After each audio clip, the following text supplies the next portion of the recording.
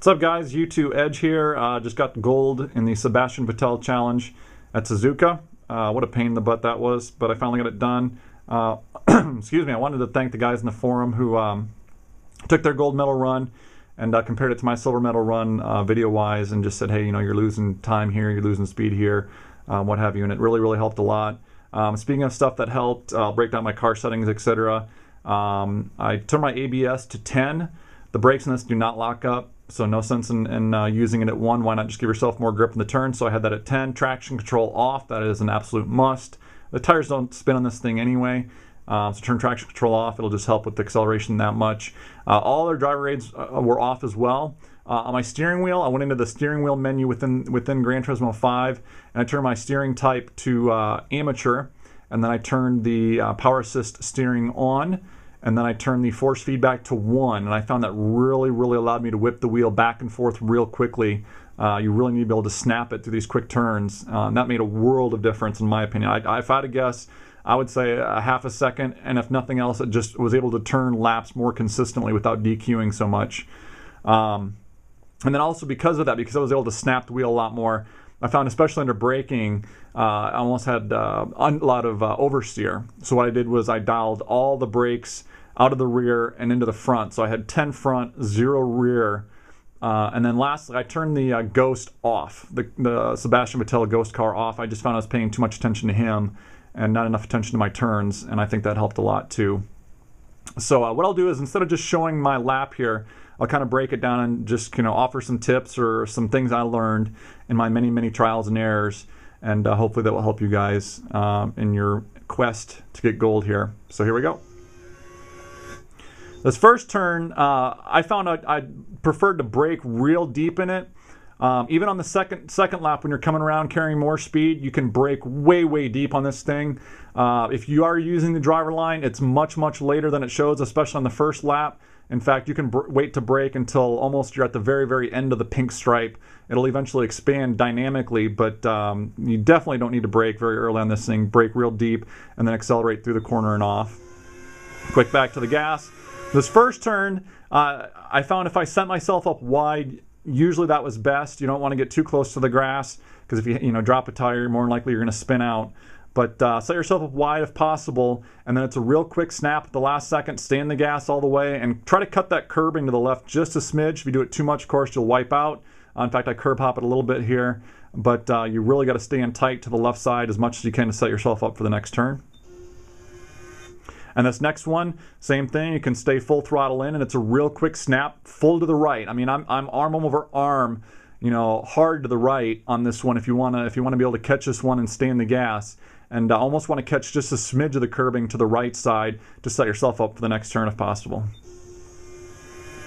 This one, if you look at my brake indicator, that's all I used to brake on this one. I'm 2 foot driving.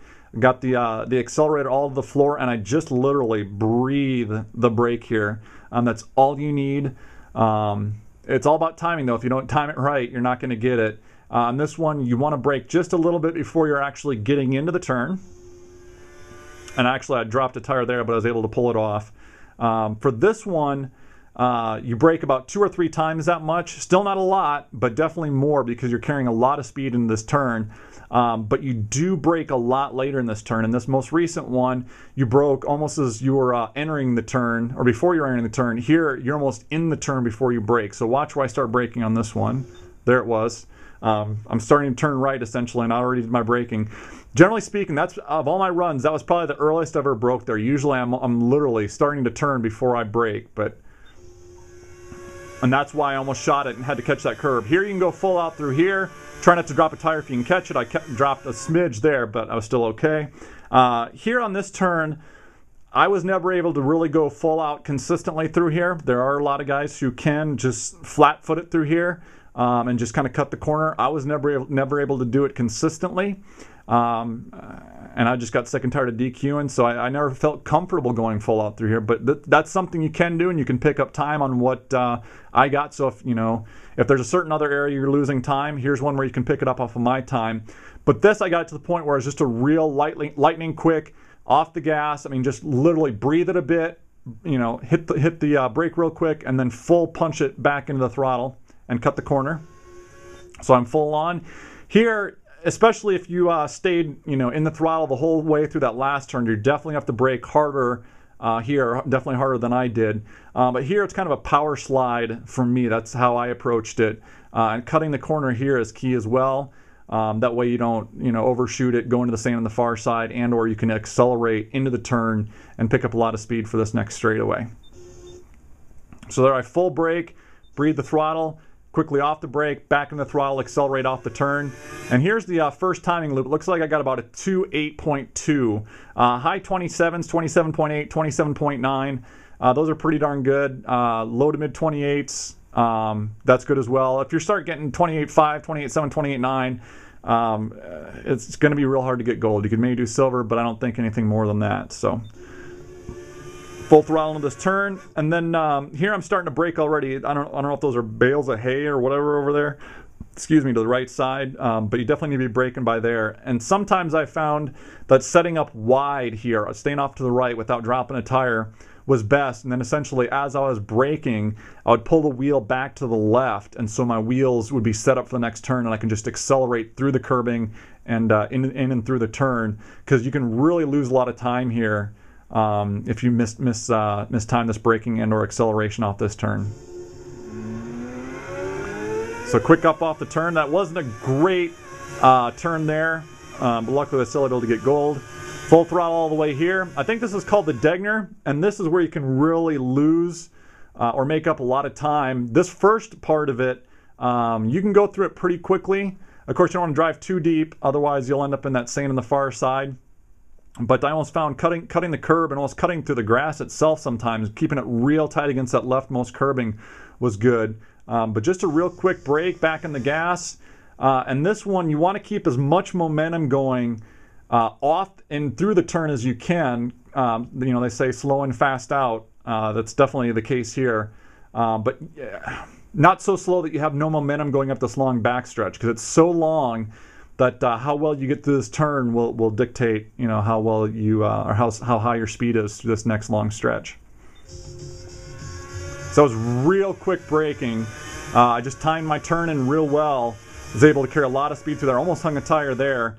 And I think that's a timing loop right there. It looks like I'm about 42.482. That's a pretty darn good segment right there. Low 52s are what you're looking for. 52.3 if possible. If you're getting into the real low 53s, you're pushing your luck. You really have to nail everything else. But low to mid 52s and even high 52s are what you're looking for here. Of course, full throttle through the turn. This chicane was absolutely killing me for the longest time, just because it's so hard to see. You're going up a hill, it's hard to pick up because it's so low to the ground. I just didn't know exactly where to brake. Some people use that banner or bridge up there. I'll kind of push in here. There is a 50-meter marker right there. I know it's kind of blurry, but it's the second of two braking indicators or meter indicators or whatever. I found that was a good indicator for me. Just shortly before that, I would get as far to the left as I could without, again, dropping a tire. When I was at the 50-meter marker or slightly before, that's when I'd full-on brake and try to set myself up for the chicane. And this is absolutely key. This is what I was having the biggest trouble with. I was just trying to jack it hard right and then jack it hard left, but stay on the pavement. And I was just kind of crawling through or letting the car roll through. You need to accelerate through this. Now, through this first part, it might just be a roll through, but that second part, you need to be able to, accelerate through it. And you almost want to shortcut these corners. Here's the first one. I'm shortcutting that one. I'm still on the brake. And then this one, I'm starting to burp it as I'm approaching. You can see my throttle there. I'm starting to burp it as I'm going towards this next one. And this green here, that is the key right there. You want to be able to cut that. And it looks like, actually, I didn't even cut it in as tight as I should have, because I probably couldn't go full on. There's sand on the far side, so you can't shoot through this.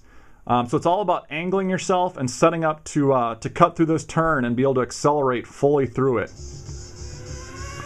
The car did hop a little bit there, but I managed to keep it under control.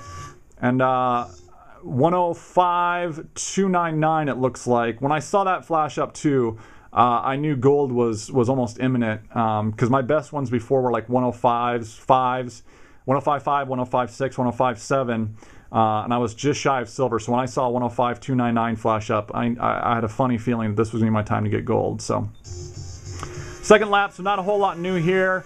Carrying a ton of speed down here, but again, you don't have to brake till really late in this one. Here, my brake indicator is just starting to come up as I'm about halfway up this straight part of the curbing here. And then quickly back to the gas. Same thing here. You should be able to go all out through those turns. Quick burp through this one. There, I'm a little more deeper into that turn when I burp the brake.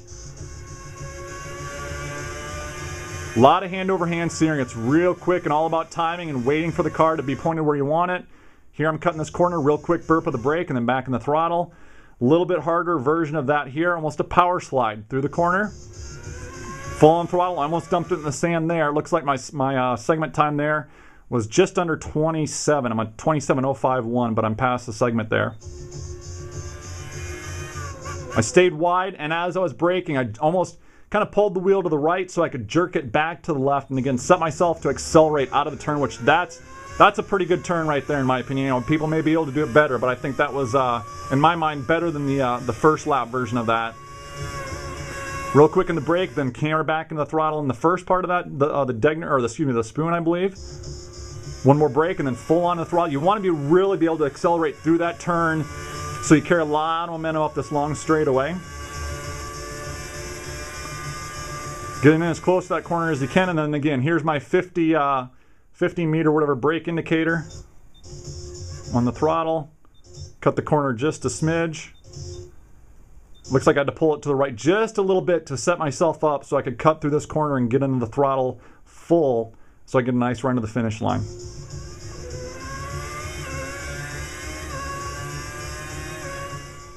And that was a 104.597 it looks like. So there it is. Again, sorry for the long video, but I didn't want to just show the replay and let you kind of figure it out for your own. Just some things I learned, and again, take them for what they're worth. If you find it's not working for you, don't use it. But I spent a lot of time trying to get this thing done, so hopefully some of what I learned will help you. Thanks for watching.